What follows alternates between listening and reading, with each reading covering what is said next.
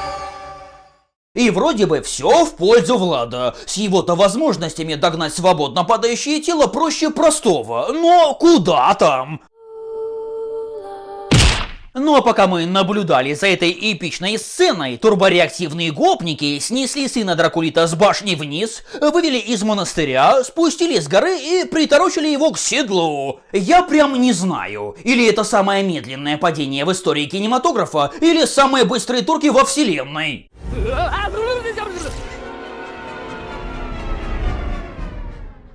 Но что же там с упыриной женой? Вы это не смотрите на камни, скалы, высоту. На месте падения нет не то что размазанных мозгов, но даже капли крови. Да что там кровь? У гламурной кисы даже прическа не растрепалась.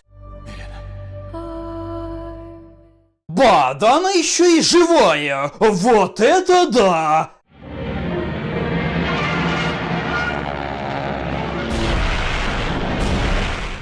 Ну что же, такое мы уже видели. Спасибо Тайвину, напомнил. Ну и пока турки вырезают людей в монастыре, жена уламывает Дракулу испить крови. Выпей мою кровь. Защити нашего сына.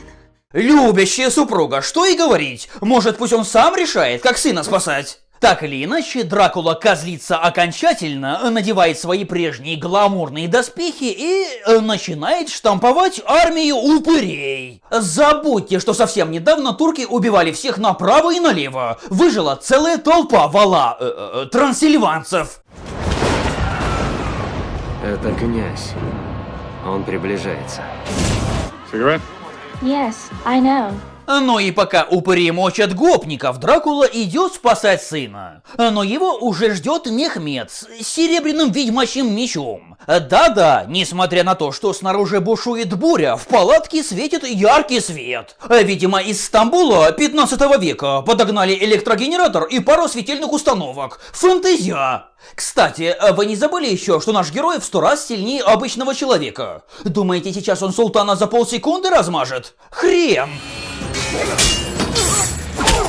Почему так? Ну потому что, на полу серебро. Видимо, режиссер считает, что вампиры, подобно Антею из греческих мифов, получают свою мегасилу из земли, а прослойка серебра, значит, не дает Дракулиту подпитаться. Говорят, серебро для тебя губительно.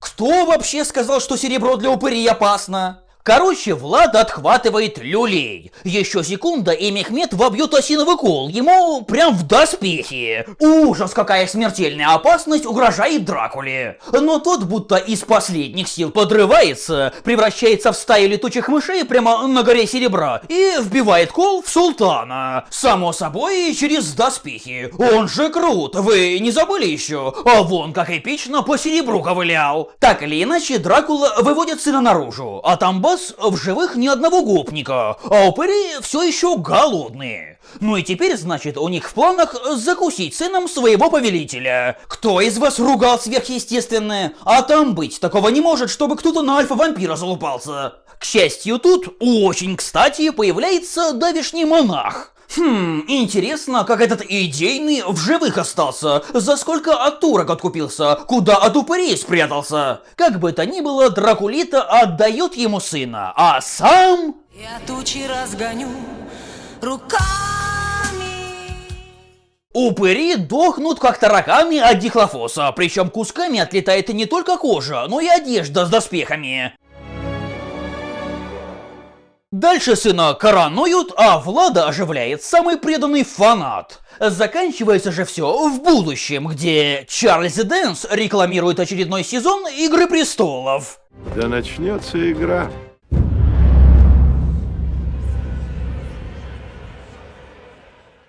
Дракулито не дотягивает даже до отметки «хорошо», и мне, если честно, непонятно, зачем эту картину нужно было вообще снимать. Из актеров запоминаются разве что сам Люк Эванс и спецэффекты, да и те, в общем-то, звезд с неба не хватают. от реальной истории в фильме осталось 5%, не больше. Есть турки, есть Влад, есть несколько сражений между ними, и все. Ну а о романе же Брэма Стокера вообще забудьте. Здесь его нет. Зато есть упоротый сюжет, проламываемые деревянными палками доспехи, телепортация боевых подразделений, плановые остановки планеты, полярные ночи на территории Румынии, завихрение пространства-времени, люди, ведущие себя как дебилы, командиры, ведущие себя как дегенераты, турки, ведущие себя как гопники, и еще целый железнодорожный состав подобного рода туфты. Целые армии бежали в ужасе только при упоминании его имени.